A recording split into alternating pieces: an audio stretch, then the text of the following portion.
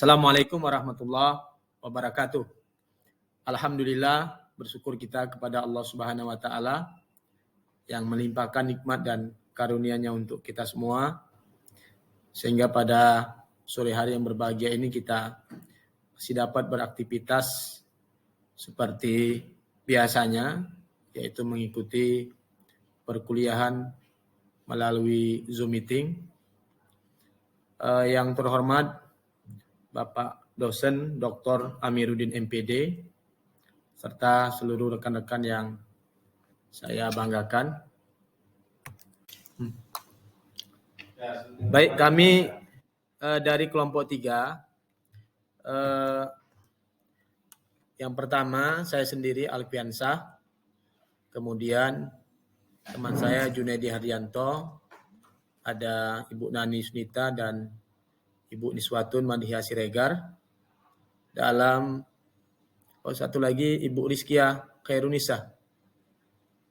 Di kelompok 3 ini kami ingin menyampaikan judul makalah atau makalah dengan judul Analisis Kebijakan Pendidikan Dasar dan Menengah.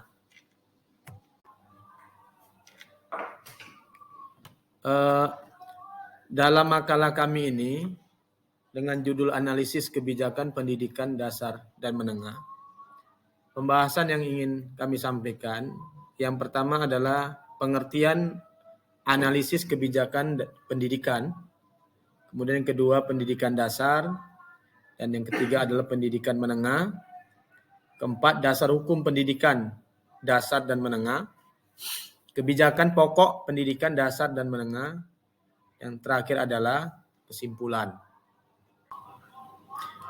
Baik, untuk selanjutnya makalah kami akan dibacakan yang pertama oleh Ibu Nani Yusnita, kemudian yang kedua Ibu Niswatun Madhya Siregar, yang ketiga dibacakan oleh Bapak Junaidi Hardianto, dan untuk kesimpulan nanti akan dibacakan oleh Ibu Rizkia Khairunisa Nasution. Pada Ibu Nani Yusnita kami persilakan dengan segala hormat. Baik, terima kasih atas kesempatan yang diberikan oleh moderator kepada saya. Di sini kami akan membahas tentang analisis kebijakan pendidikan dasar dan menengah. Pendahuluan, perkembangan ilmu pengetahuan dan teknologi atau iptek yang sangat cepat serta globalisasi yang dewasa ini terjadi berdampak positif dan negatif terhadap kehidupan masyarakat, baik kehidupan individu maupun sosial kemasyarakatan.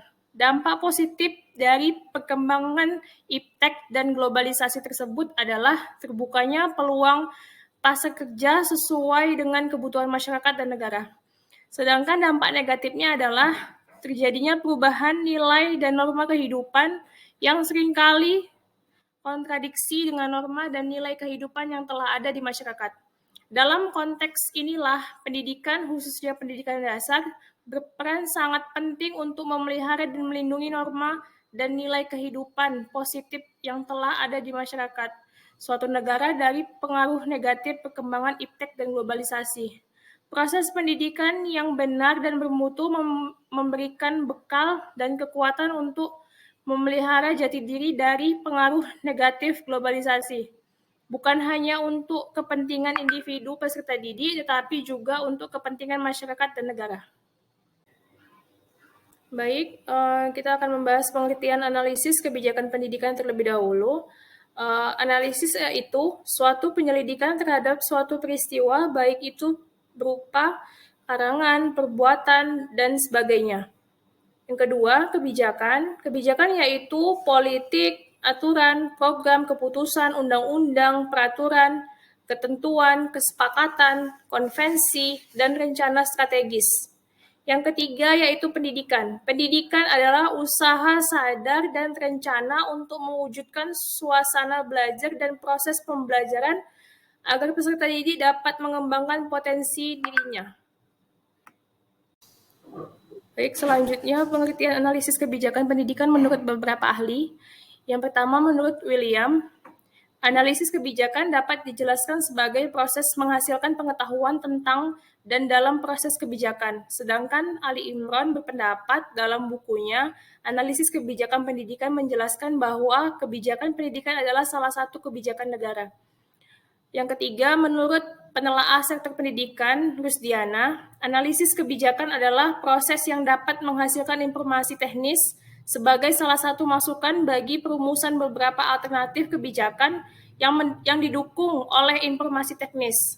Jadi, analisis kebijakan pendidikan adalah prosedur untuk menghasilkan informasi kependidikan dengan menggunakan data sebagai salah satu masukan bagi perumusan beberapa alternatif kebijakan dalam pengambilan keputusan yang bersifat politis dalam rangka memecahkan masalah pendidikan. Baik, terima kasih. Untuk slide selanjutnya akan dibacakan oleh teman kami, Ibu Niswatun Madiah Srega kepada Ibu Niswah. Kami persilahkan. Baiklah, terima kasih Bu Nani.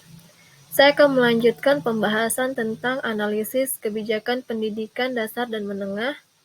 Poin selanjutnya yaitu yang B, pendidikan dasar. Pendidikan dasar yang lebih dikenal dengan sebutan Basic Education pada hakikatnya adalah pendidikan yang lamanya 9 tahun yang diselenggarakan selama 6 tahun di tingkat sekolah dasar atau SD dan 3 tahun di sekolah lanjutan tingkatan pertama atau SLTP atau satuan pendidikan yang sederajat. Dari pernyataan tersebut dapat dipahami bahwa pendidikan dasar adalah pendidikan yang lamanya 9 tahun yang pelaksanaannya 6 tahun di SD dan 3 tahun di SMP. Selanjutnya, program wajib belajar pendidikan dasar 9 tahun di Indonesia terdiri atas 10 wahana dan 4 rumpun, baik tingkat SD maupun SMP. Rumpun yang pertama yaitu rumpun SD dan SMP, yang terdiri dari SD dan SMP biasa, SD dan SMP kecil, serta SD dan SMP pamong. SD dan SMP biasa ini yaitu SD dan SMP yang diselenggarakan oleh pemerintah atau masyarakat dalam situasi yang normal. Kemudian SD dan SMP kecil yaitu SD dan SMP negeri yang diselenggarakan di daerah yang berpenduduk sedikit dan memenuhi persyaratan yang berlaku.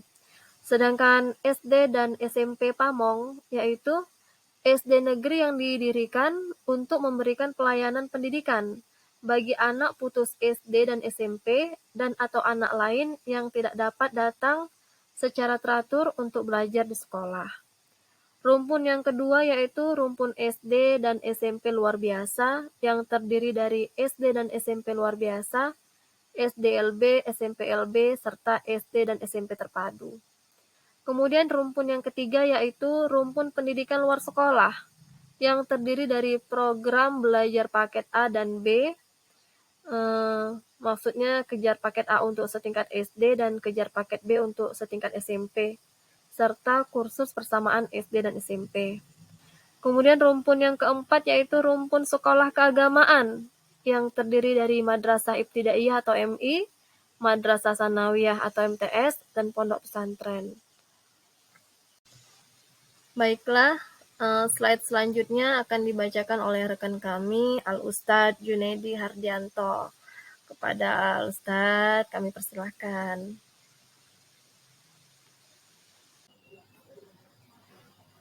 Assalamualaikum warahmatullahi wabarakatuh. Terima kasih kepada teman-teman yang sudah membacakan makalah yang terlebih dahulu tadi.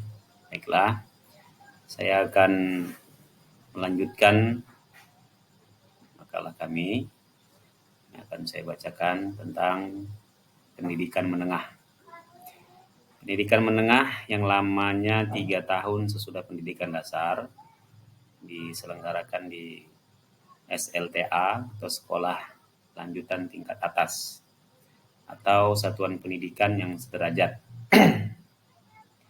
Pendidikan menengah dalam hubungan ke bawah berfungsi sebagai lanjutan dan perluasan pendidikan dasar. Dan dalam hubungan ke atas mempersiapkan peserta didik untuk mengikuti pendidikan tinggi ataupun memasuki lapangan kerja. Pendidikan menengah terdiri atas pendidikan umum, menengah kejuruan, menengah luar biasa, menengah kedinasan, dan menengah keagamaan. Selanjutnya, karakteristik siswa pendidikan menengah.